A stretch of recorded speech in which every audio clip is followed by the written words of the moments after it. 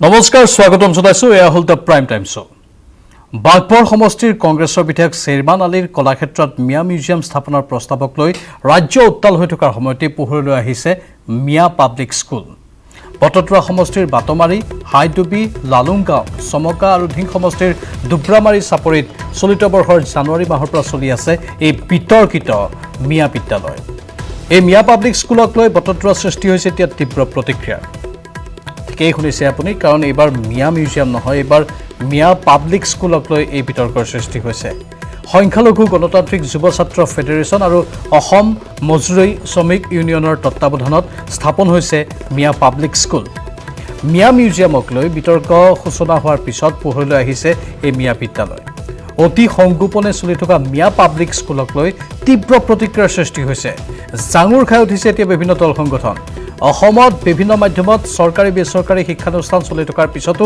এই মিয়া পাব্লিক বিদ্যালয় প্ৰয়োজন কিয় এই সন্দৰ্ভত সংখ্যালঘু গণতান্ত্ৰিক যুৱ ছাত্ৰ ফেডাৰেশ্যনৰ সম্পাদক আছাদুল হক চৌধুৰী ওৰফে দিলুক সোধা প্ৰশ্নৰ উত্তৰত কয় যে যিহেতু মিয়া শব্দটো এটা সন্মানীয় শব্দ কিন্তু অসমত এই মিয়া শব্দটোক তুচ্ছ তাচ্ছিল্য আৰু ভেঙুচালি কৰা হয় সেইবাবেই মিয়া শব্দটোৰ তাৎপৰ্য বৃদ্ধি কৰিবলৈহে তেনে এটা কামেৰে তেওঁলোকে এই প্ৰয়াস চলাইছে হেনো কিন্তু ইয়াৰ অন্তৰালত আছে নেকি এক গোপন অভিসন্ধি সংগঠন দুটাৰ লক্ষ্য অসমৰ ভিন্ন প্ৰান্তত মিয়া জনগোষ্ঠীৰ উন্নয়নৰ অৰ্থে স্থাপন কৰা হ'ব ৬০খনকৈ এনে মিয়া পাব্লিক স্কুল য'ত থাকিব কেইবাখনো হাইস্কুলো অৱশ্যে শ্ৰীমন্ত শংকৰদেৱ কলাক্ষেত্ৰত মিয়া মিউজিয়াম স্থাপনৰ বিৰোধী এই সংগঠনটো এই মিয়া পাব্লিক স্কুলক লৈ অসমৰ জাতীয় সংগঠনসমূহে কি প্ৰতিক্ৰিয়া প্ৰকাশ কৰে সেয়া সময়ত লক্ষণীয় হ'ব কিন্তু ডাঙৰ কথাটো হৈছে যে এওঁলোকে এনেধৰণে মিয়া পাব্লিক স্কুল খুলি প্ৰকৃততে কি সূচাব বিচাৰিছে আমি অধিক তথ্যৰ বাবে যোগাযোগ স্থাপন কৰিছোঁ আমাৰ সতীৰ্থ নিৰুৎপল বৰাৰ সৈতে নিৰুৎপল এই সমগ্ৰ বাতৰিটো আপুনি সংগ্ৰহ কৰিলে এতিয়া মুঠতে যি প্ৰতিক্ৰিয়াৰ কথা আমি কৈ আছিলোঁ সেই প্ৰতিক্ৰিয়া দিনৰ ভাগত যেনেধৰণে আহিব লাগিছিল অহা নাছিল এই মুহূৰ্তত কোনো লোক ওলাই আহিছে নেকি এই বিষয়টোৰ ক্ষেত্ৰত মাত পাতিবলৈ নিশ্চয় নিশ্চয় প্ৰাঞ্জল এটা কথা ক'ব লাগিব যে গুৰুজনাৰ জন্মস্থানৰ নিচেই কাষতে যি এক কাণ্ড সংঘটিত হৈছে বুলি ক'ব লাগিব কাৰণ মিয়া পাব্লিক স্কুল ক'তো নুশুনা এটা কথা আৰু মিয়া পাব্লিক স্কুল য'ত বৰ্তমান মুকলি কৰা হৈছে যি অসম সংখ্যালঘু যুৱ ছাত্ৰ ফেডাৰেশ্যন আৰু এটা সংগঠন যিকেইটা সংগঠনৰ নাম সততে শুনা নাযায় তেওঁলোকৰ অৱশ্যে আমি এটা কথা ক'ম তেওঁলোকে অসমীয়া মাধ্যমৰ বিদ্যালয় খুলিছে আৰু ৬০খনকৈ তেওঁলোকে নতুন বিদ্যালয় খোলাৰো কথা কৈছে য'ত হাইস্কুলো থাকিব আপুনি ইতিমধ্যে প্ৰকাশ কৰিছে সেই কথা কিন্তু মিয়া পাব্লিক স্কুল এই কথাটোৱে কিন্তু নগাঁও ৰাজ্যক উদ্বিগ্ন কৰি দিছে আৰু যদি প্ৰতিক্ৰিয়াৰ কথা ক'বলৈ যাওঁ নিউজ অসম নৰ্থ ইষ্টত আমি এই বাতৰি প্ৰথম সম্প্ৰচাৰ কৰিছোঁ আৰু তাৰপিছত আমি এতিয়া প্ৰতিক্ৰিয়া ল'বলৈ চেষ্টা কৰিম আমাৰ লগত অলকমণি ভট্টাচাৰ্য ডাঙৰীয়া আছে আমাৰ লগত কপিঞ্জল শৰ্মা আছে আমি তেওঁলোকৰ পৰা জানিবলৈ চেষ্টা কৰিম কিন্তু মই প্ৰথম অলক দামা আপোনাৰ পৰা জানিবলৈ চেষ্টা কৰিম মিয়া পাব্লিক স্কুল বৰ্তমান নগাঁৱত গুৰুজনাৰ জন্মস্থানৰ নিচেই কাষতে খোলা হৈছে আৰু তেওঁলোকে কৈছে তেওঁলোক কিন্তু মিয়া মিউজিয়ামৰ বিৰোধী বুলিও কৈছে কিন্তু যি এই মিয়া শব্দ এই শব্দটোৱে যি এক সংঘাতৰ সৃষ্টি কৰিব পাৰে বা যি এক বিতৰ্কৰ সূচনা কৰিছে ইয়াৰ অন্তৰালত কি আছে চাওক মই আপোনাক এটা কথা কৈছোঁ আজি মই চিন্তনীয় বিষয় হৈ পৰিছে কিন্তু এইটো আপুনি চাওক সিদিনা চেয়াৰমান আলীয়ে ডাঙৰীয়াই কি ক'লে যে শংকৰদেৱ কলাক্ষেত্ৰত মিয়া মিউজিয়াম হ'ব লাগে আৰু তাত কি থাকিব লুঙি আৰু মিয়াই পিন্ধা শাৰী আৰু মিয়া ৱৰ্ডটো উৰ্দু ভাষাত কি হয় আমি জনাৰ প্ৰয়োজন নাই আমি উৰ্দু ভাষা নাজানো কিন্তু আমাৰ নগাঁৱৰ ৰাইজে মিয়া ৱৰ্ডটো কি কাৰণত ব্যৱহাৰ হয় কাক মিয়া বুলি কয় কাক মিয়ানী কয় সেইটো বুজি পায় কিন্তু এতিয়া আপুনি চাওক আজি বৰদোৱাত যিটো আপোনালোকে আজি দেখিলে যে ৪খন নে 5খন স্কুল বৰদোৱা আৰু ধিং সমষ্টি মিলি মিয়া স্কুল মিয়া নামটো কি দিছে মিয়া পাব্লিক স্কুল আপুনি এইটো এটা সাংঘাতিক চক্ৰান্ত আপুনি এই কথাটো খুব ঢিলাকৈ ল'ব নোৱাৰে তাৰমানে আজিৰ দিনত মই ফিল কৰিছোঁ এই কথাটো এটা সাংঘাতিক চক্ৰান্ত মানে ষ্টেপ বাই ষ্টেপ আগুৱাইছে দেই ৰাজনীতিৰ ক্ষেত্ৰত এডুকেশ্যনৰ ক্ষেত্ৰত এই যে ষ্টেপ বাই ষ্টেপ আগুৱাইছে এইটো এটা চক্ৰান্ত আপুনি হয়তো কাইলৈ এইবোৰ স্কুল আজি আপোনালোকে দেখাইছে এটা চাঙি মানে বাঁহৰ এটা হেৰিত আছে কাইলৈ এইটো মাল্টিনেশ্যনেল বিল্ডিং তাত গঢ়ি উঠিব পাৰে বিভিন্ন জেগাৰ পৰা তাৰ কাৰণে হয়তো পইচা আহিব নাই ৬০ মানে আপুনি চিন্তা কৰক এইটো আপোনাৰ আজি আপোনালোকে আজি এটা টক শ্ব' কৰিছে আপোনালোকে আজি টিভিত দেখাইছে কাইলৈ পাহৰি গ'লে কিন্তু এইটো এটা সাংঘাতিক ষ্টেজত গৈ আছে মই আপোনাক ক'লোঁ আমি ফিল কৰোঁ আমি নগাঁৱৰ মানুহটো আমি বুজি পাওঁ এই কথাটো আৰু এই কথাটোৱে এসময়ত আৰু তাতকৈ দুৰ্ভাগ্যৰ কথাটো আজি মই এই কথাটো চিন্তা কৰিছোঁ আপুনি চাওক যিসকলে জাতীয় সংগঠনৰ নাম লয় যিসকলে অসমৰ ভাষা সংস্কৃতি ৰক্ষক বুলি নিজকে ভাবে সেই সংগঠন কোনো সংগঠনৰ কিন্তু আজিলৈকে এটা মুখৰ মাত নাই যি সময়ত চেয়াৰমান আলীৰ নিচিনা এজন মানুহে ক'বলৈ সাহস কৰিলে যে আমাৰ শংকৰদেৱ আমাৰ যে বৰঘৰ শংকৰদেৱ কলাক্ষেত্ৰত তেখেতসকলে মিয়াৰ লুঙি আৰু মিয়াৰ শাৰী এৰিব সেই কথা কোৱাৰ পিছত কিন্তু কোনো জাতীয় সংগঠনে এটা মুখৰ মাত দিয়া নাই জাতীয় সংগঠন যিসকল জাতীয় সংগঠন আছিলে এতিয়া ৰাজনীতিক ক্ষেত্ৰত গৈ পেলাই মুখৰ মাত নিদিয়া হ'ল তাৰমানে এই হৈছে অসমীয়া মানুহৰ অসমীয়া জাতীয় সংগঠনৰ চৰিত্ৰ আজি ক'বলৈ সাহস কৰা মূলত কিন্তু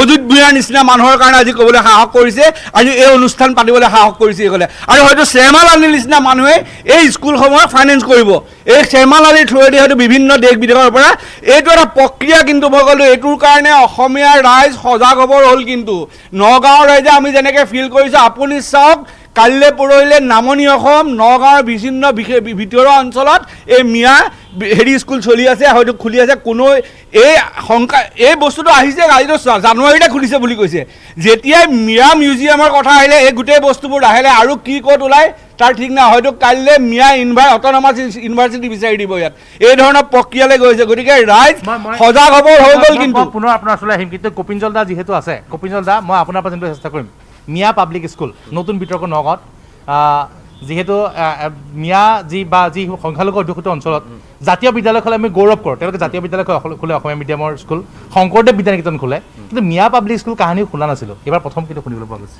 এইটো খুবেই দুৰ্ভাগ্যজনক এইটো মই ভাবোঁ যে এইটো সুপৰিকল্পিত এতিয়া আমি দেখি আহিছোঁ আজি এইটো 19ত খোলা বুলি শুনিছোঁ 19ৰ পৰা যোনটো আমাৰ কা আন্দোলনৰ এটা যোনটো মানে এটা লবিয়ে চলাই আছে তথাকথিত জাতীয়তাবাদী কিছুমানো আছে এই ক্ষেত্ৰত কিন্তু সিহঁত নীৰৱ মুখেৰে মাতিব নোৱাৰে গতিকে এইটো বাহিৰৰ ফাণ্ডিং আছে আৰু বহুত কথা আছে সুপৰিকল্পিত যেনেকৈ যোৱাবাৰ অসম আন্দোলনৰ পিছতে আমাৰ মাধৱদেৱক অঁতৰাই পঠাইছিলে এটা লবিয়ে জাতীয়তাবাদী এইটো মানে পেইড বস্তুটো গোটেই ছিষ্টেমটো পেইড হৈ আছে টকাত খেল হৈ আছে গোটেই আমাৰ মানুহ হেৰি আছে গতিকে আমাৰ মানুহ যোনখিনি সচেতন মানুহ তেওঁলোক সচেতন হ'ব লাগে সজাগ হ'ব লাগে আৰু এই সময়ত সকলোকে জানি লোৱা ভাল মানুহে সকলোকে জানি লোৱা ভাল আৰু আমাৰ বৰদোৱাৰ নিচিনা আমাৰ গুৰুজনাৰ জন্মস্থানত এইটো কৰাৰ আৰু সুপৰিকল্পিত ইয়াত সেইটো বেলেগ এজনতো বেলেগ এটা জেগাটো হ'ব পাৰিলেহেঁতেন গুৰুজনাৰ জন্মস্থানত কি এষ্টাব্লিছ কৰিবলৈ বিচাৰিছে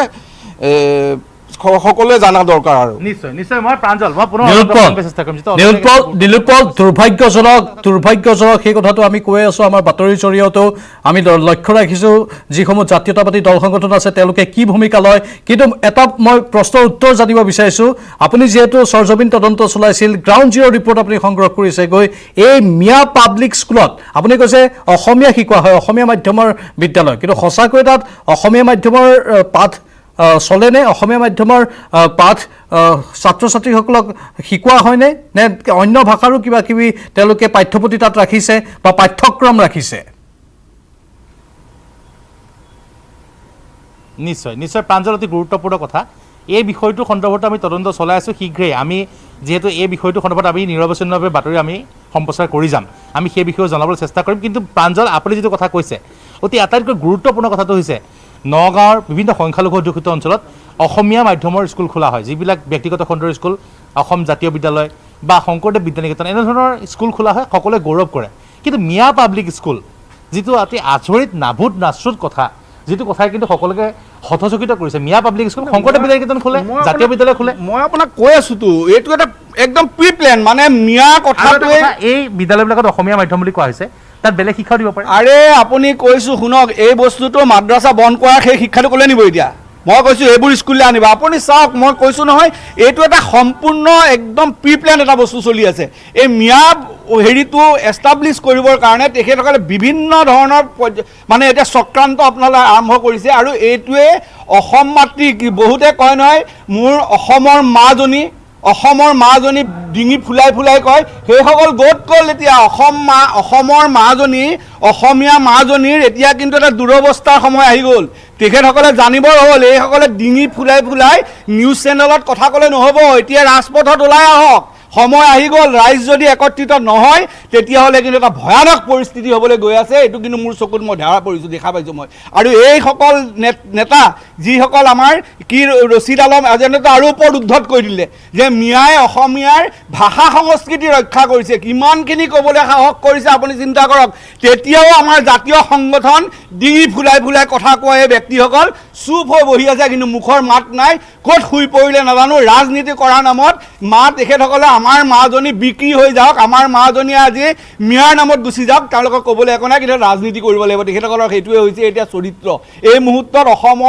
অসমৰ অসমীয়া মাজনী মোৰ অন্তৰৰ মই যদি কওঁ মই অসমৰ মাজনীৰ এটা দুৰৱস্থা হ'বলৈ গৈ আছে এইটোৰ কাৰণে ৰাইজ সজাগ নহ'লে আশংকা প্ৰকাশ কৰিছে নীলোৎপল সকলোৱে এয়া অসমৰ জনসাধাৰণৰ প্ৰতিনিধি হিচাপে তেওঁলোকে আশংকা প্ৰকাশ কৰিছে মনৰ অসন্তুষ্টি প্ৰকাশ কৰিছে মিয়া পাব্লিক স্কুলক লৈ তেওঁলোক সন্দিহান হৈ পৰিছে সকলো এতিয়া ভয়ত ত্ৰস্তবান হৈ পৰিছে কাৰণ ভিতৰি আৰু কেনেধৰণৰ কাম চলি আছে মিয়া মিউজিয়ামৰ কথা ওলোৱাৰ লগে লগে এইসমূহ প্ৰসংগ সন্মুখলৈ আহিল কিন্তু এই মিয়া পাব্লিক স্কুল আজিৰ নহয় এই বছৰৰ আৰম্ভণিৰ পৰাই চলি আছে ভিতৰুৱাকৈ তেওঁলোকে কিমান কি কাম কৰি আছে আৰু তেওঁলোকৰ ফাণ্ডিং কোনে কৰি আছে এটা ডাঙৰ প্ৰশ্ন হিচাপে বিবেচিত হৈছে মই দুয়োগৰাকী অতিথিক ধন্যবাদ জনাইছোঁ নীলোৎপল আপোনাকো ধন্যবাদ জ্ঞাপন কৰিছোঁ ইফালে শ্ৰীমন্ত শংকৰদেৱ কলাক্ষেত্ৰত মিয়া মিউজিয়াম স্থাপন কৰাৰ দাবী তোলা বিধায়ক শ্বেৰমান আলী আহমেদ এতিয়াও টিঙৰ পৰা নমা নাই মিয়া সম্প্ৰদায়ৰ মাজত নেতাগিৰি কৰিবলৈ উঠি পৰি লগা শ্বেৰমানক নাকি লগাবলৈ পাৰ্যমানে চেষ্টা অব্যাহত ৰাখিছে প্ৰদেশ কংগ্ৰেছৰ সভাপতি ৰিপুণ বৰাই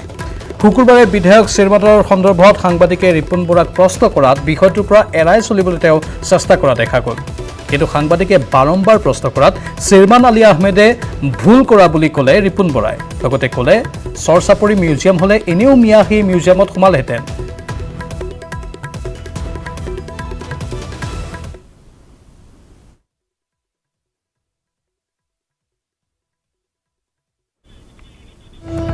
এয়া হ'ল ৰিপুণ বৰাৰ মন্তব্য কংগ্ৰেছ দলটো এতিয়া যে শলঠিকত পৰিছে সেয়া স্পষ্ট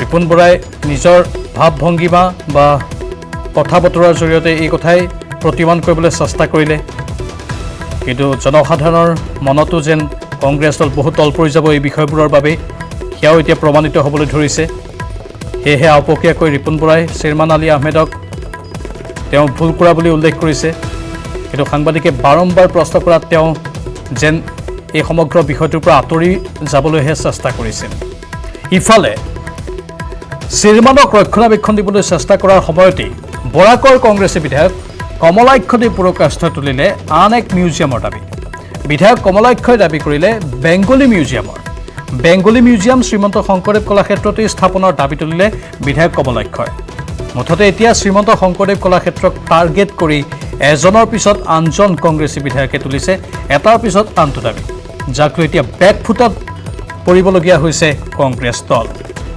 কমলাক্ষদে পুৰকাষ্ঠ এইবাৰ সৰব হৈছে মুঠতে এই মিয়া মিউজিয়ামৰ প্ৰসংগ অহাৰ লগে লগে কোনোবাই বেংগলী মিউজিয়ামৰ দাবী উত্থাপন কৰিছে কোনোবাই নেপালী বেংগলী মিউজিয়ামৰ দাবী উত্থাপন কৰিছে আজি আৰ পি সময় তেনে ইংগিতে প্ৰদান কৰিলে নিজৰ ভাষ্যত মুঠতে এই সমগ্ৰ বিষয়বোৰ যেন এতিয়া ৰাজনীতিৰ মেৰপেচত সোমাই পৰিছে সকলোৱে যেন ৰাজনীতিৰ আহিলা হিচাপে ইয়াক ব্যৱহাৰ কৰিবলৈ ধৰিছে নিজৰ স্বাৰ্থ লাভৰ বাবে তেওঁলোকৰ নিজৰ স্বাৰ্থৰ বাবে ৰাইজৰ কোনো স্বাৰ্থ তেওঁলোকৰ সন্মুখত নাই কেৱল নিজৰ স্বাৰ্থ নিজৰ ভোট বেংক শক্তিশালী কৰা এই নিৰ্বাচনী বৈতৰণি পাৰ হোৱা যাৰ বাবে তেওঁলোকে এনেধৰণৰ কুটিল ষড়যন্ত্ৰ ৰচনা কৰি আছে জনসাধাৰণে এইবোৰ চিনি পোৱাটো অতি প্ৰয়োজন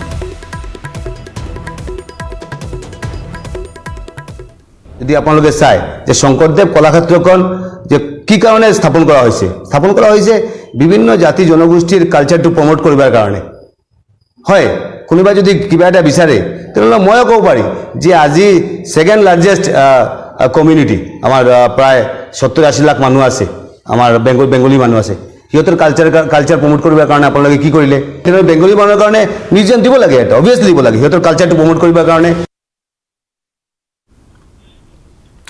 দ্য প্ৰাইম টাইম শ্ব' চলি থাকিব লক্ষ্মী পূজাৰ আমি পোনপটীয়া সম্প্ৰচাৰ দেখুৱাম আপোনালোকৰ বাবে ৰাজ্যৰ বিভিন্ন প্ৰান্তৰ পৰা কিন্তু তাৰ পূৰ্বে সময় হৈছে বাণিজ্যিক বিৰতিৰ আজি লক্ষ্মী পূজা ধন আৰু ঐশ্বৰ্যৰ দেৱীক আৰাধনা কৰিবলৈ পদূলিয়ে পদূলিয়ে চলিছে বন্তি লক্ষ্মী দেৱীৰ প্ৰতিমাৰ সন্মুখত ভক্তিপ্ৰাণ ৰাইজে প্ৰাৰ্থনা কৰিছে ধনে ধনে ৰাজ্য সমৃদ্ধ হোৱাৰ কামনা কৰিছে ইতিমধ্যে ৰাজ্যৰ কেইবাটাও প্ৰান্তৰ পৰা আমি পোনপটীয়া সম্প্ৰচাৰ কেৱল আপোনালোকৰ বাবে আগবঢ়াই আছোঁ আকৌ এবাৰ পোনপটীয়া সম্প্ৰচাৰৰ সময় হৈছে যাব বিচাৰিছোঁ যোৰহাটৰ কাকজানলৈ তাত বৰ সুন্দৰভাৱে পৰম্পৰা ৰক্ষা কৰি আধ্যাত্মিকতাৰ মাজত ডুব গৈ লক্ষ্মী পূজাৰ আয়োজন কৰা হৈছে। আমাৰ সতীৰ্থ দিগন্ত হাজৰিকা আছে পোনপটীয়া সম্প্ৰচাৰত।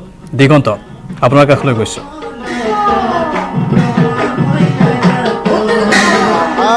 চাওক, আজি লক্ষী পূৰ্ণিমাৰ পৰিৱেশ আপুনি নিশ্চয়কৈ জানে কেনেকৈ আচলতে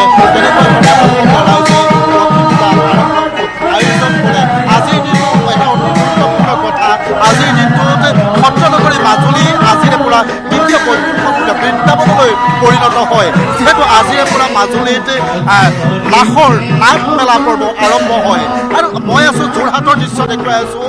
যিহেতু আজি লক্ষ্মী পূজাৰ দিনা ইতিমধ্যে হৰি নামৰ ধ্বনিৰে দেৱী আৰাধনাৰে মুখৰিত হৈ আছে সমগ্ৰ পৰিৱেশ।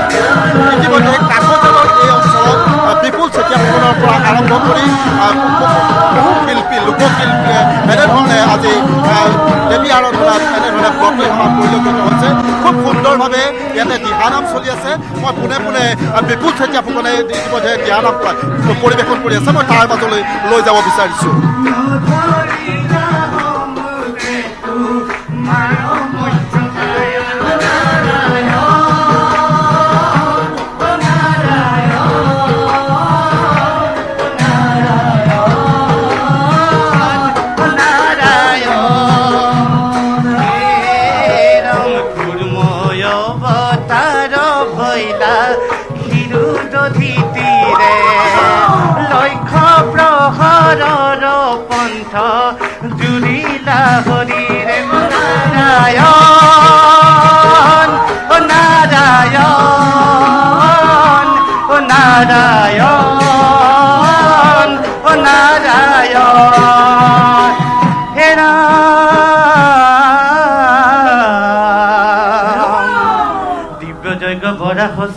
ৰূপে হৰি তুমি লীলায় দন্তৰ আগ্ৰে উঠাৰিলা ভূমি তোমাক কৰিলে যুদ্ধ হিৰণাক্ষ বিৰি অপ্ৰয়াসে দৈত্য কমাৰিলা দন্তে চিৰি হে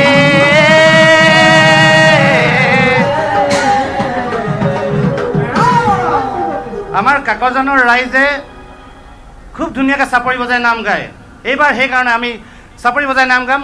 নাৰায়ণ নিৰঞ্জন নিৰঞ্জন নিৰঞ্জন নিৰাকাৰ হৰি হে নাৰায়ণ নিৰঞ্জন নিৰঞ্জন নিৰাকাৰ ৰাম নাৰায়ণ নিৰঞ্জন নিৰঞ্জন নিৰাকাৰ হৰি হে কৃষ্ণ নাৰায়ণ নিৰঞ্জন নিৰঞ্জন ৰাম তুমি ব্ৰহ্মা তুমি বিষ্ণু তুমি বিষ্ণু তুমি মহেশ্বৰ হে নাৰায়ণ নিৰঞ্জন নিৰঞ্জন হেৰাম চৰাচৰ জগতৰ জগতৰ তুমি হে ঈশ্বৰ হে নাৰায়ণ নিৰঞ্জন নিৰঞ্জন নিৰাকাৰ হৰি হে নিৰাকাৰ নিৰাকাৰ হৰি হে আকৌ চাপৰি বজাই নাগাম। হৰি ৰাম ৰাম ৰাম ৰাম হৰি ৰাম ৰাম ৰাম ৰাম ৰাম হৰি ৰাম ৰাম ৰাম ৰাম হৰি ৰাম ৰাম হৰি ৰাম ৰাম ৰাম ৰাম হৰি ৰাম ৰাম ৰাম ৰাম ৰাম হৰি ৰাম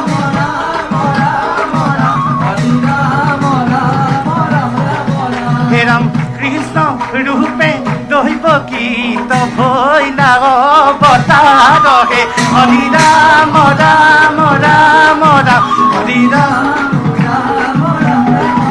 হে ৰাম শংখ চক্ৰ গদা পদ্ম ৰত তোমাৰ হে হৰি ৰাম ৰাম ৰাম হে ৰাম পীত বস্ত্ৰে উভে আদিশামক লেবৰ ৰহে হৰি ৰাম ৰাম ৰাম ৰাম হৰি ৰাম হে ৰাম কমল লোচন চাৰু অৰুণ অধৰ হে হৰি ৰাম ৰাম ৰাম ৰাম হৰি ৰাম ৰাম ৰাম ৰাম ৰাম হৰি ৰাম ৰাম ৰাম ৰাম ৰাম হৰি ৰাম হৰি ৰাম ৰাম ৰাম ৰাম হৰি ৰাম হৰি ৰাম ৰাম ৰাম ৰাম ৰাম আমাৰ মৰমৰ বেনুৱে লিখিছিলে 2016 চনত বৰনামঘৰত আমি বৰনামঘৰ বুলি এটি গীত কৰিছিলোঁ খুব জনপ্ৰিয়তা লাভ কৰিছিলে তেতিয়া গাইছিলোঁ খুলে তালে লোৱা এয়া আমি যোৰহাটৰ কাকজনৰ পৰা পোনপটীয়া সম্প্ৰচাৰ দেখুৱালো লক্ষ্মী পূজা উপলক্ষে তাত সকলো ভক্তিৰ ৰসত বুৰ গৈছে এক আধ্যাত্মিক পৰিৱেশে বিৰাজ কৰিছে এবাৰ গুৱাহাটীৰ বেলতলাৰ লক্ষ্মী মন্দিৰলৈ আমি যাব বিচাৰিছোঁ আমাৰ সতীৰ্থ শ্ৰেষ্ঠ সাংবাদিক বিপুল বৰ্মন লাইভত আছে বিপুল পোনপটীয়া সম্প্ৰচাৰত গৈছোঁ আপোনাৰ কাষলৈ যদিও কোভিড প্ৰট'কল আছে তাৰ মাজতো কেনে পৰিৱেশ বৰ্তমান বেলতলা লক্ষ্মী মন্দিৰত প্ৰাঞ্জল আজি অসমৰ বিভিন্ন ঠাইত আমি লক্ষ্মী পূজা অনুষ্ঠিত কৰা কৰিছে আৰু আমি গুৱাহাটী মহানগৰীৰ যি বেলতলা যি বনগাঁও আচলতে এই লক্ষ্মী মন্দিৰ বুলি কোৱা হয় পৰম্পৰাগতভাৱে প্ৰতি বছৰে অনুষ্ঠিত কৰে আমাৰ কেমেৰা পাৰ্চন হিতেশ ডেকা আৰু মই আছোঁ ইয়াত যথেষ্ট সংখ্যক লোক আজি এই লক্ষ্মী পূজাৰ সময়ত মাৰ ওচৰত আশীৰ্বাদ ল'বলৈ আহিছে দেখিছে যে এই যি বনগাঁও বেলতলাৰ লক্ষ্মী মন্দিৰ প্ৰাংগণ আছে ইয়াত প্ৰতি বছৰে এই দুৰ্গা পূজাৰ পিছতে লক্ষ্মী পূজা অনুষ্ঠিত হয় আৰু এই এইটো যিহেতু লক্ষ্মী মন্দিৰ গতিকে ইয়াত খুব ডাঙৰকৈ লক্ষ্মী পূজা অনুষ্ঠিত হয় ইয়াত বাহিৰত এই ধৰণে সকলোৱে বন্তি জ্বলাইছে আৰু তাৰ পিছত ভিতৰলৈ আহি মাৰ আশীৰ্বাদ গ্ৰহণ কৰিছে আৰু আমি দেখিছোঁ যে ইয়াত অজস্ৰ লোক ইয়াত তেওঁলোকে আচলতে প্ৰট'কল মানিছে সকলোৱে চেনিটাইজ কৰি ভিতৰত সোমাইছে আৰু তেওঁলোকে মাস্ক পৰিধান কৰিছে বা তেওঁলোকে যিটো সামাজিক দূৰত্ব সেইটো যিমান দূৰ পাৰে তেওঁলোকে এইটো মানি চলিছে আজি আমি এই বৰ্তমান সময়ত লক্ষ্মী মন্দিৰ প্ৰাংগণতে উপস্থিত আছিলোঁ আৰু আমাৰ লগত ইয়াত যি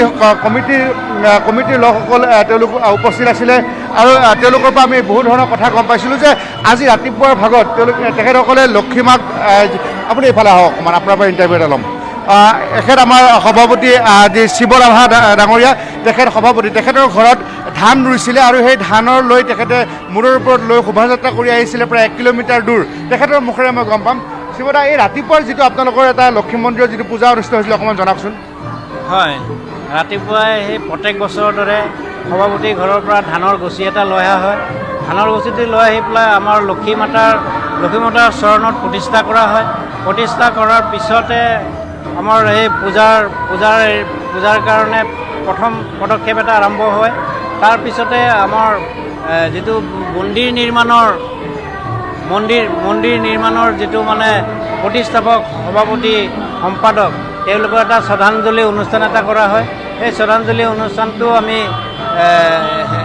সেইদিনাই কৰোঁ আজি 13 তাৰিখ কাতিৰ 13 তাৰিখ পবিত্ৰ দিন লক্ষ্মী পূজা আমি আজিৰ দিনতে কৰোঁ প্ৰত্যেক বছৰে তেনেকুৱা মানে ঠিক দিনৰ ভাগত আয়তীসকলে নাম প্ৰসংগ গাই থাকে তাৰপিছত ৰাতি সন্ধিয়া 5 বজাৰ 5:30 বজাৰ পৰা আমাৰ লক্ষ্মী মাতাৰ পূজা ভাগ আৰম্ভ হৈছে কোভিড প্ৰট'কল অনুযায়ীতো নিশা 10 বজালৈ চলিব কোভিড প্ৰট'কলৰ কাৰণে যিটো মানে চৰকাৰী যিটো নীতি নিৰ্দেশনা সেইটো আমি জাননী আকাৰেও ৰাখিছোঁ আৰু তাৰপিছত ঘোষণাও কৰিছোঁ যেন চেনিটাইজাৰ আমি আমাৰ কমিটিৰ ফালৰ পৰা আগফালে ৰাখিছোঁ চেনিটাইজাৰ লৈ পেলাই সকলোৱে ভিতৰত প্ৰৱেশ কৰে মন্দিৰৰ ভিতৰত লগতে আৰু মাস্কটো মানে পৰিধান কৰি পেলাই আহে বেলতলা লক্ষ্মী মন্দিৰ কোভিড প্ৰট'কল মানি তাত লক্ষ্মী পূজাৰ আয়োজন কৰা হৈছে বহু ভক্ত আমি দেখিবলৈ পাইছোঁ সকলোৱে মাস্ক পৰিধান কৰি আছে ধন্যবাদ বিপুল এবাৰ আমি ডিব্ৰুগড়লৈ যাব বিচাৰিছোঁ আমাৰ সতীৰ্থ টমাছে আজি ডিব্ৰুগড়ৰ পৰিৱেশ সন্ধিয়াৰ ভাগৰ পৰা দেখুৱাই আছে লক্ষ্মী পূজাৰ এক বিশেষ পৰম্পৰা তাত যিটো স্থানত আমাৰ টমাছ উপস্থিত আছে তাত পালন কৰা হয় সেই পৰম্পৰা অক্ষুণ্ণ ৰাখি অতি সুন্দৰভাৱে আধ্যাত্মিকতাৰ মাজত সকলো বুৰ গৈছে টমাছ আপোনাৰ কাষলৈ গৈছোঁ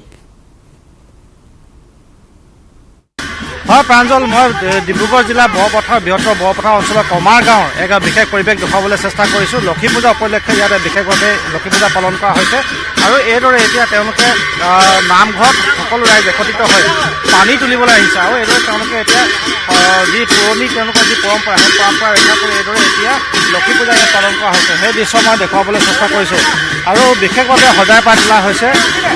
ইয়াত তেওঁলোকে পানী তুলিবলৈ যিহেতু আগবাঢ়ি আহিছে, দৰ্শকসকলক মই পোনপটীয়াকৈ সেই দৃশ্য দেখুৱাবলৈ চেষ্টা কৰিছোঁ আৰু এই বিশেষ পৰম্পৰা আৰু এই পৰম্পৰা ৰক্ষাৰ চেষ্টা তেওঁলোকে এতিয়া অব্যাহত ৰাখিছে। ইয়াত পানী তোলা হ'ব আৰু নামঘৰৰ পৰা যিহেতু তেওঁলোকে এইদৰে এতিয়া শোভাযাত্ৰা কৰি আগবাঢ়ি আহিছে।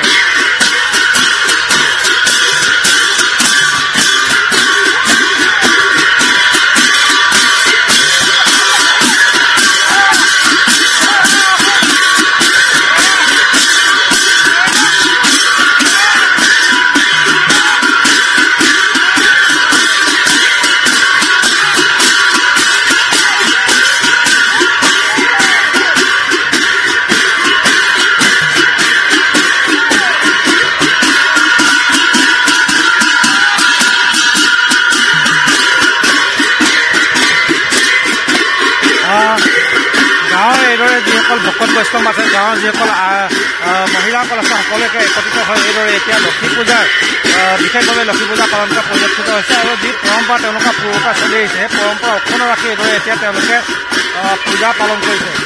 মই দৃশ্য দেখুৱাই যাবলৈ চেষ্টা কৰিম আৰু লগতে যদি সম্ভৱ হয় মই যি লক্ষী বন্দনা সেই আইসকলৰ পৰা শুনিবলৈ চেষ্টা কৰিম। দৃশ্য মই দেখুৱাই যাবলৈ চেষ্টা কৰিম। কেমেৰা পাৰ্চন দিনকে দেখুৱাই আছে চাৰিওফালৰ দৃশ্য। পানী তুলিবলৈ এতিয়া আগবাঢ়িছে আৰু এইদৰে এতিয়া বিশেষভাৱে ইয়াত লক্ষী পূজাৰ আয়োজন কৰা হৈছে।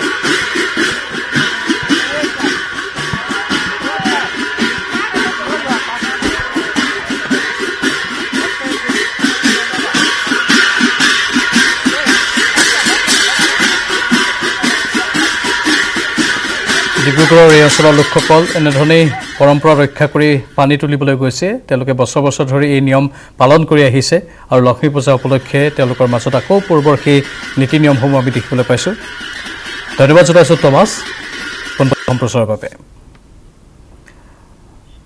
পুনৰ সময় হৈছে বাণিজ্যিক বিৰতিৰ, অতি সোনকালে উভতি আহিম। ঔদ্যোগিক নিগমৰ 2 কোটি টকা আত্মসাৎ কৰি জেলত সোমাল মুখ্য বিত্তীয় নিয়ন্ত্ৰক। ভুৱা একাউণ্ট খুলি 15 কোটি টকীয়া চৰকাৰী আঁচনিৰ ধন লুটিবলৈ চেষ্টা কৰিছিল মুখ্য বিত্তীয় নিয়ন্ত্ৰক ওম প্ৰকাশ আগৰৱালাই। 2 কোটি টকা হস্তান্তৰ হোৱাৰ পিছতেই ফাদিল হ'ল কেলেংকাৰী। তাৰ পাছতেই ক্ৰাইম ব্ৰাঞ্চত জেৰা চলিল এইগৰাকী বিষয়াৰ ওপৰত। কোটি টকা আত্মসাৎ কৰি জালত পৰিল এআইডিচিৰ মুখ্য বিত্তীয় সহায়ক ওম প্ৰকাশ আগৰৱালা।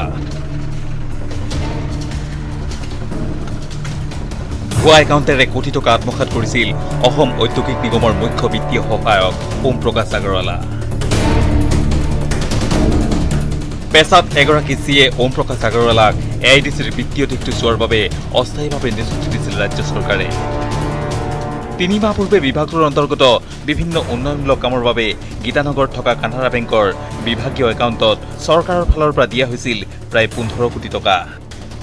কিন্তু বিষয়া ওম প্ৰকাশ আগৰৱালাই অতি কৌশলেৰে ভঙাগড়ত থকা চেণ্ট্ৰেল বেংকত ৰাজ মহম্মদ নামৰ এগৰাকী ব্যক্তিৰ নামত এটা ভুৱা একাউণ্ট খুলি বিভাগটোৰ একাউণ্টৰ পৰা এই ভুৱা একাউণ্টলৈ 2 কোটি টকা ট্ৰেন্সফাৰ কৰিছিল। তাৰ পিছতেই সেই একাউণ্টৰ পৰা ওম প্ৰকাশ আগৰৱালাই টকাখিনি উঠাই লোৱাৰ তথ্য লাভ কৰিছিল বেংক কৰ্তৃপক্ষই। লগে লগে বেংক কৰ্তৃপক্ষই ভঙাগড় থানাত ৰুজু কৰিছিল এক গোচৰ। চেণ্ট্ৰেল বেংকত সেই ধনখিনি সোমোৱাৰ পিছতে হঠাৎ সেই চেণ্ট্ৰেল বেংকৰ একাউণ্টৰ পৰা সেই ধনখিনি হৰলুকু কৰিছিল। আৰু এই সন্দৰ্ভত আচৰিত কথা, এতিয়াও আচলতে বেংক কৰ্তৃপক্ষই যেতিয়া সেই কথা গম পাইছিল, যেতিয়া তেওঁলোকৰ একাউণ্টৰ পৰা সেই বৃহৎ ধনৰাশি নাইকিয়া হৈছিল, তাৰপিছত তেওঁলোকে ভঙাগড় আৰক্ষী থানাৰ কাষ চাপিছিল আৰু ভঙাগড় আৰক্ষী থানাত কাষ চপাৰ পাছতে আৰক্ষীয়ে তদন্ত প্ৰক্ৰিয়া আৰম্ভ কৰিছিল। তদন্ত প্ৰক্ৰিয়াৰ আৰম্ভণিতে এই ভুৱা একাউণ্টেৰে ধন হৰলুকি কাণ্ডত এআইডিচিৰ মুখ্য বিত্তীয় সহায়ক ওম প্ৰকাশ আগৰৱালা জড়িত থকাৰ তথ্য আৰক্ষীয়ে লাভ কৰাৰ সময়তেই হঠাৎ চাকৰিৰ পৰা নিলম্বন কৰা হয় ওম প্ৰকাশ আগৰৱালা আৰু সহকাৰী বিত্তীয় সহায়ক ৰাজীৱ মেধিক। লগতে বিভাগৰ হৈ গীতানগৰ থানাত দাখিল কৰা হয় এখন এজাহাৰ। পিছে সেই সময়ত বেংকটো কণ্টেইনমেণ্ট জোন ঘোষণা কৰাৰ বাবে থমকি ৰ'বলগীয়া হৈছিল তদন্ত প্ৰক্ৰিয়া। প্ৰায় 3 মাহৰ অন্তত 2টা গোচৰৰ ভিত্তিত ক্ৰাইম ব্ৰাঞ্চে তদন্ত প্ৰক্ৰিয়া আৰম্ভ কৰি গ্ৰেপ্তাৰ কৰিছে ওম প্ৰকাশ আগৰৱালা। এই সংক্ৰান্তে আমি অপি আগৰৱাল বুলি এজন লোক, তেওঁ chief financial controller of AIDC, তেওঁ জড়িত থকাত আমি প্ৰমাণ পাইছোঁ আৰু তেওঁক আমি গ্ৰেপ্তাৰ কৰিছোঁ। গ্ৰেপ্তাৰৰ লগে লগে পোহৰলৈ আহিছে কিদৰে ওম প্ৰকাশ আগৰৱালাই বেংকৰ একাংশ কৰ্মচাৰীৰে মিলি ৰাজ মহম্মদ নামৰ ব্যক্তিগৰাকীৰ নামত ভুৱা একাউণ্ট খুলি আত্মসাৎ কৰিছিল বিভাগটোৰ 2 কোটি টকা। পৰৱৰ্তী কেইটামান মাহৰ ভিতৰত বিভাগটোৰ একাউণ্টত থকা বাকী ধনৰাশিও ভুৱা একাউণ্টৰ যোগেদি সৰলকি কৰাৰ চক্ৰান্ত ৰচিছিল এই ওম প্ৰকাশ বাহিনীয়ে। সম্প্ৰতি 5 দিনৰ ক্ৰাইম ব্ৰাঞ্চৰ জিম্মাত থকা এই ওম প্ৰকাশৰ বিৰুদ্ধে সোধপোছ চলাই আছে শীৰ্ষ আৰক্ষী বিষয়াই। আৰক্ষীৰ সন্দেহ বিভাগটোৰ আন কোনো শীৰ্ষ বিষয়াৰ হাত নহ'লে ইমান বৃহৎ পৰিমাণৰ ধন সৰলকি কৰাৰ সাহস কেতিয়াও নকৰিলেহেঁতেন এই ওম প্ৰকাশ আগৰৱালাই। কেমেৰা পাৰ্চন নিতুলৰ সৈতে Bhaskar Jyoti Hazarika, news 18 Assam north east. SI আৰু JEE পৰীক্ষাৰ পিছত এইবাৰ ITBP পৰীক্ষাটো কেলেংকাৰী। ITBPৰ বাছনিৰ শাৰীৰিক পৰীক্ষাত আটক হ'ল ভুৱা পৰীক্ষাৰ্থী। গুৱাহাটীৰ BSFৰ ফ্ৰণ্টিয়াৰ মুখ্য কাৰ্যালয়ত অনুষ্ঠিত হৈছিল এই পৰীক্ষা। মেডিকেল টেষ্টত ধৰা পৰিল ভুৱা প্ৰাৰ্থী। SI আৰু JEE পৰীক্ষা কাণ্ডই তুফপাৰ লগাই থকাৰ পিছত এইবাৰ আকৌ ITBPত ভুৱা পৰীক্ষাৰ্থী আটক হোৱা ঘটনাই সৃষ্টি কৰিছে চাঞ্চল্যৰ। মহানগৰীৰ আজাৰা থানাৰ অন্তৰ্গত পাটগাঁওস্থিত BSFৰ গুৱাহাটীৰ ফ্ৰণ্টিয়াৰ মুখ্য কাৰ্যালয়ত যোৱা বুধবাৰে অনুষ্ঠিত হোৱা ITBPৰ শাৰীৰিক পৰীক্ষাত এগৰাকী ভুৱা পৰীক্ষাৰ্থী আটক হয়। চিৰাং জিলাৰ বিজনী থানাৰ অন্তৰ্গত শালিপাৰাৰ কানেশ্বৰ দৈমাৰীৰ পুত্ৰ জনক দৈমাৰীয়ে শাৰীৰিক পৰীক্ষাত উত্তীৰ্ণ হৈছিল যদিও মেডিকেল পৰীক্ষাত উত্তীৰ্ণ হোৱা নাছিল। পিছত দৈমাৰীয়ে পুনৰ মেডিকেল পৰীক্ষাৰ বাবে আবেদন জনায়। সেই মৰ্মে পাটগাঁওস্থিত BSFৰ কাৰ্যালয়ত অনুষ্ঠিত হোৱা ৰি-মেডিকেল টেষ্টত প্ৰাৰ্থী জনক দৈমাৰীৰ সলনি তেওঁৰ খুৰাকৰ ল'ৰা কৰমচাঁদ বসুমতাৰী উপস্থিত হয়। কিন্তু পূৰ্বৰ মেডিকেল টেষ্টৰ লগত উচ্চতা ওজন আদিৰ মিল নথকাত সন্দেহ উপজে। লগে লগে জেৰা কৰাত প্ৰকৃত সত্য পোহৰলৈ আহে। BSF কৰ্তৃপক্ষই আজাৰা থানাত এজাহাৰ দাখিল কৰাৰ পিছত দুয়োজনকে গ্ৰেপ্তাৰ কৰি বৰ্তমান আজাৰা থানাত জেৰা অব্যাহত ৰাখিছে। মেডিকেল এক্সামিনেশ্যনত এজন কেণ্ডিডেটে নিজেই নাহি তেওঁ ককায়েকক পঠাই দিছিল আৰু সেইটো তাতে পৰীক্ষা নিৰীক্ষা কৰাৰ সময়ত ধৰা পৰে আৰু আমাৰ ইয়াতে গোচৰটো দিয়ে তেওঁলোকে। আমি গোচৰটো ৰুজু কৰি পেলাই এতিয়া সেই দুইজনকে যিজন পৰীক্ষা দিবলৈ আহিছিল মেডিকেল এক্সামিনেশ্যন আৰু আচল কেণ্ডিডেট দুইজনকে আমি ইতিমধ্যে গ্ৰেপ্তাৰ কৰিছোঁ আৰু আমাৰ তদন্ত চলি আছে। আজাৰাৰ পৰা Dhrubajyoti Kalita, news 18 Assam north east. Assam Mizoram সীমান্তত পুনৰ উত্তেজনাৰ সৃষ্টি হৈছে। এইবাৰ অসমৰ গাঁৱত প্ৰৱেশ কৰি নিশাৰ ভিতৰতে গাঁও এৰি যোৱাৰ ভাবুকি দিছে মিজো আৰক্ষীয়ে। ইপিনে মিজোৰ উপদ্ৰৱত গাঁও এৰি পলায়ন কৰিছে আতংকিত বহু লোকে। অব্যাহত মিজোৰ আগ্ৰাসন। অসম মিজোৰাম সীমান্তত পুনৰ সৃষ্টি হৈছে উত্তপ্ত পৰিস্থিতি। মিজো আৰক্ষীৰ সহযোগত অসমৰ ইখনৰ পিছত সিখন গাঁও দখলৰ চেষ্টা মিজোৰ। বৃহস্পতিবাৰে নিশা অসমৰ গাঁৱত মিজো আৰক্ষীয়ে চলাই গুণ্ডাগিৰি। অসমৰ গাঁৱত প্ৰৱেশ কৰি নিশাৰ ভিতৰতেই গাঁও এৰি যোৱাৰ ভাবুকি দিয়ে গাঁওবাসীক। মিজোৰ উপদ্ৰৱত আতংকিত হৈ গাঁও এৰি পলায়ন কৰে বহু লোকে। আনহাতে অসম মিজোৰাম সীমান্তত হাতে হাতে চোকা অস্ত্ৰ লৈ সীমান্তবাসী অসমীয়াক ভয় ভাবুকি দিছে উদণ্ড মিজো যুৱকৰ দলে। এনে অৱস্থাত ত্ৰাহি মধুসূদন সোঁৱৰিছে সীমান্তবাসী অসমীয়াই। এতে আমাদের গ্রামের যে মানুষ এরাও খুবই আতঙ্ক। আমরা এই তুলাতো গ্রামে আগেও 2-3 বার গন্ডগোল হয়েছে। হওয়ার পরে আমরা মিজুয়ে কাদাবাল্লা করার পরে সরকারি প্রশাসন আজে এতে আমরা কোনো উপকার হয় না। আজকে ধরো দুপুর 12টায় IRP পুলিশ আইছে বর্ডারও আইয়া তারা ঘোরাঘুরি করতে করিয়া আমরা কিছু মানুষ কাজে কামের দিকে যায়। 2 জন খেতকামলাও মানুষ উঠাইয়া লইয়া গেছে গিয়া, কাছাড়ের মানুষ মিজোরাম গেছলো উঠাইয়া লইয়া গেছে গিয়া। এতে আমাদের গ্রামের মানুষ সব আতঙ্ক হইয়া। বুধবাৰে অসম মিজোৰাম সীমান্তৰ ভাইৰেংটিত উপস্থিত হৈ ADGP GP সিঙে শীঘ্ৰে পৰিস্থিতি নিয়ন্ত্ৰণ কৰাৰ আশ্বাস দিছিল যদিও অব্যাহত আছে মিজোৰ উপদ্ৰৱ। পূৰ্বে মিজো আৰক্ষীয়ে দখল কৰা অসমৰ প্ৰায় 2 কিলোমিটাৰ অঞ্চল এতিয়াও মিজোৰ দখলত। কেৱল ভূমি আগ্ৰাসনেৰে নহয়, মিজোৰামত থকা অসমীয়াসকলক চৰম নিৰ্যাতন আৰম্ভ কৰিছে মিজোৱে। কেইবাদিনো ধৰি গৃহবন্দী হৈ আছে মিজোৰামত থকা অমিজোসকল। আনহাতে মিজোৰ আগ্ৰাসনৰ বিৰুদ্ধে মিজোৰাম অভিমুখী সকলো যান বাহন 3 দিন ধৰি আবদ্ধ কৰি ৰাখিছে সীমান্তবাসীয়ে। মিজোৰ আগ্ৰাসন কেৱল কাছাৰতে নহয়, কৰিমগঞ্জ আৰু হাইলাকান্দিতো অব্যাহত আছে। কৰিমগঞ্জৰ ৰাতাবাৰী আৰু পাথাৰকান্দিৰ প্ৰায় 7 হেক্টৰ মাটি এতিয়া মিজোৰামৰ দখলত। অসমৰ মাটিত সাজিছে মিজোৰাম আৰক্ষী বাহিনীৰ কেম্প, গছপুলি কাটি তহিলং কৰিছে মিজো আৰক্ষীয়ে। ভূমি সংক্ৰান্ত বিবাদ মীমাংসা কৰাৰ বাবে অসম প্ৰশাসনে মিজোৰামৰ সৈতে কেইবাবাৰো আলোচনাৰ পাছতো কোনো দৃঢ় সিদ্ধান্ত গ্ৰহণ কৰিব পৰা নাই চৰকাৰ প্ৰশাসনে। মিজোৰ আগ্ৰাসনৰ বিৰুদ্ধে মাত মাতি চৰকাৰে মাটি উভতাই আনিব নোৱাৰিলে ৰাইজেই উভতাই আনিব বুলি হুংকাৰ প্ৰাক্তন মন্ত্ৰী সিদ্দিক আহমেদৰ।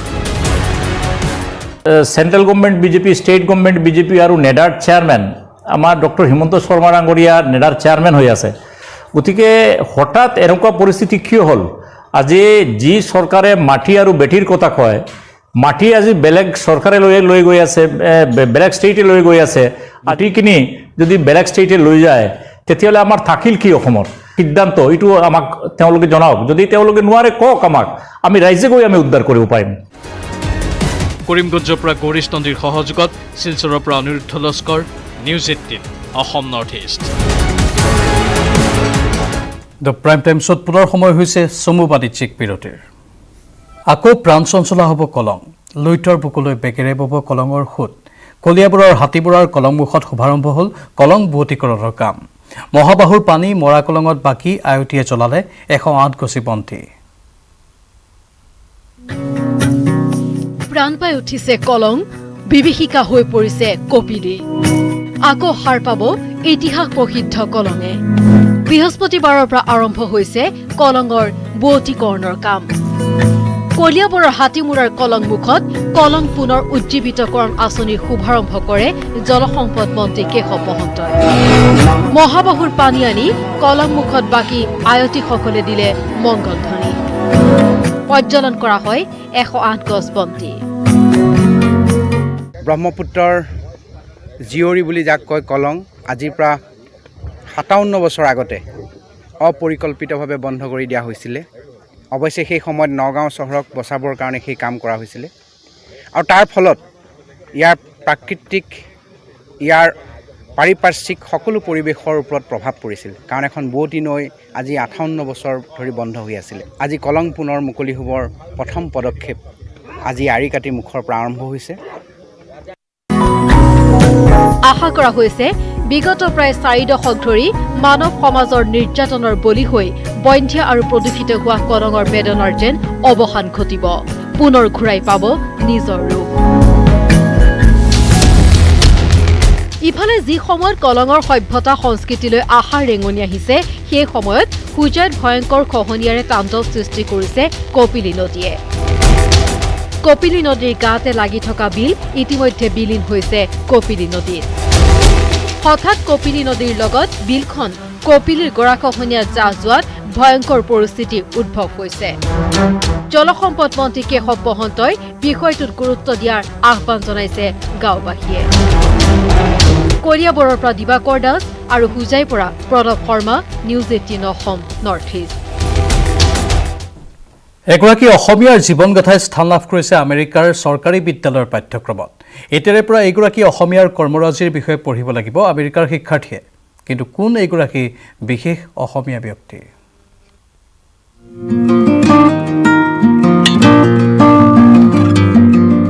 অৰণ্য মানৱ যাদৱ পায়েঙৰ জীৱন কাহিনীৰে এতিয়া উদ্বুদ্ধ আমেৰিকাৰ শিক্ষাৰ্থী। আমেৰিকাৰ চৰকাৰী বিদ্যালয়ৰ পাঠ্যক্ৰমত সন্নিৱিষ্ট হৈছে যাদৱ পায়েঙৰ কৰ্মৰাজি। আমেৰিকাৰ কনেক্টিকাৰ গ্ৰীণ হিলছ স্কুল, ব্ৰিষ্টলৰ 6ষ্ঠ শ্ৰেণীৰ পাঠদানত ছাত্ৰ ছাত্ৰীসকলক পঢ়োৱা হৈছে অৰণ্য মানৱ যাদৱ পায়েঙৰ বিষয়ে। গ্ৰীণ হিলছ স্কুলৰ 6ষ্ঠ শ্ৰেণীৰ বিজ্ঞানৰ 4টা শাখাৰ ইক'লজি আৰু এনভাইৰনমেণ্টেল ছায়েন্সৰ পাঠদানত পাঠ্যক্ৰম অনুসৰি যাদৱ পায়েঙৰ বিষয়ে পাঠদান কৰাৰ লগতে ছাত্ৰ ছাত্ৰীসকলক প্ৰদৰ্শন কৰোৱা হৈছে উইলিয়াম ডি মেকমাষ্টাৰ আৰু 101 ইণ্ডিয়াই যাদৱ পায়েঙৰ ওপৰত নিৰ্মাণ কৰা 2খন তথ্যচিত্ৰ। ইয়াৰ পিছত ছাত্ৰ ছাত্ৰীসকলৰ মাজত প্ৰশ্নোত্তৰৰ ব্যৱস্থাও কৰা হয়। বিদ্যালয়খনত শিক্ষয়িত্ৰী হিচাপে কাম কৰি অহা যোৰহাটৰ নৱমী শৰ্মাই হঠাৎ বিদ্যালয়ৰ পাঠ্যক্ৰমত যাদৱ পায়েঙৰ পাঠ দেখি অভিভূত হৈ পৰে। ষষ্ঠ শ্ৰেণীৰ ছাত্ৰ ছাত্ৰীসকলৰ বিজ্ঞানৰ পাঠত অসমৰ গৌৰৱ পদ্মশ্ৰী যাদৱ পায়েঙৰ বিষয়ে আলোচনা কৰা হয়। ল'ৰা ছোৱালীয়ে তেখেতৰ বিষয়ে পঢ়ে, 2খনকৈ ডকুমেণ্টাৰী চাই, তাৰ পাছত তেখেতৰ কৰ্মৰাজিৰ বিষয়ে আমি ক্লাছত আলোচনা কৰো। ল'ৰা ছোৱালীবোৰ অভিভূত হৈছে তেখেতৰ বিষয়ে জানিবলৈ পায় আৰু মোৰ বাবে যে কেনেকুৱা এটা গৌৰৱৰ মুহূৰ্ত আছিল মই বুজাব নোৱাৰো। শিক্ষয়িত্ৰীগৰাকীৰ মতে আমেৰিকাৰ বিদ্যালয়সমূহত পাঠ্যপুথি নাথাকে। স্কুল ডিষ্ট্ৰিক্টৰ অধীনত থকা বিদ্যালয়সমূহৰ বাবে পাঠ্যক্ৰমসমূহ বিশেষজ্ঞ সমিতিয়ে প্ৰস্তুত কৰে আৰু এই পাঠ্যক্ৰমতে অন্তৰ্ভুক্ত হৈছে যাদৱ পায়েঙৰ কৰ্মৰাজি। আমাৰ তাৰ দৰে ইয়াত কোনো টেক্সট বুক নাথাকে, কিন্তু প্ৰতিটো গ্ৰেড লেভেলৰ বাবে প্ৰতিটো ক্লাছৰ বাবে কিছুমান সেট গাইডলাইনছ থাকে। এডুকেটৰসকলে ডিচাইড কৰে কোনখিনি বস্তু সন্নিবিত কৰা হ'ব বা কোনখিনি কৰা নহয়। গতিকে আমাৰ স্কুল ডিষ্ট্ৰিক্টত কৰিছে, মই অতিশয় অভিভূত হৈছো। এজন অসমীয়াৰ কৰ্মৰাজিৰ বিষয়ে আমেৰিকাৰ ছাত্ৰ ছাত্ৰীয়ে বিদ্যালয়ত অধ্যয়ন কৰাটো সঁচাকৈয়ে গৌৰৱৰ বিষয়। কিন্তু তাৎপৰ্যপূৰ্ণ কথা এই বিষয়ে জ্ঞাত নহয় অতি সহজ সৰল জীৱন কটাই অহা খুদ অৰণ্য মানৱ যাদৱ পায়েং।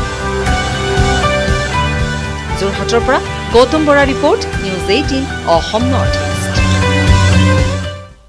ডুঙাবিল কাজিৰঙা ৰাষ্ট্ৰীয় উদ্যানৰ বাগৰি বনাঞ্চলৰ এটা অতি পৰিচিত নাম। এই ডুঙাবিলত উঠা চিতল মাছৰ উজানে দৃষ্টি আকৰ্ষণ কৰি আহিছে পৰ্যটকৰ। চিতল মাছৰ উজানৰ লগতে শীতকালত পৰিভ্ৰমী পক্ষীৰ আগমনে শোভা বৰ্ধন কৰে ডুঙাবিলৰ। এই প্ৰতিবেদন আগবঢ়াই বিদায় লৈছোঁ দ্য প্ৰাইম টাইমছৰ পৰা। নমস্কাৰ।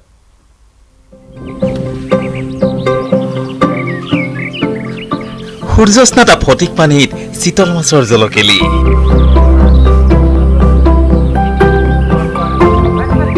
এয়া কাজিৰঙা ৰাষ্ট্ৰীয় উদ্যানৰ বাগৰি বনাঞ্চলৰ এটা দৃশ্য। মনোমোহা প্ৰাকৃতিক সৌন্দৰ্যৰে ভৰপূৰ ডোংকাৰ নিৰিবিলি পৰিৱেশে পুলকিত কৰি আহিছে পৰ্যটকৰ মন। ৰাষ্ট্ৰীয় উদ্যানখনৰ সেউজীয়া ঘাঁহনিৰ মাজত বিস্তীৰ্ণ জলৰাশিৰে জিলিকি আছে ডোংগাবিল। এই ডোংগাবিলৰ নিৰ্মল পানীত খলকনি তোলা চিতল মাছৰ জাকে দৃষ্টিনন্দন ৰূপত ধৰা দি আহিছে। ডোংগাবিলৰ চৌপাশে মুকলি ঘাঁহনিত বিচৰণ কৰে ৰাষ্ট্ৰীয় উদ্যানৰ প্ৰায় সকলো প্ৰজাতিৰ বন্যজন্তুৱে।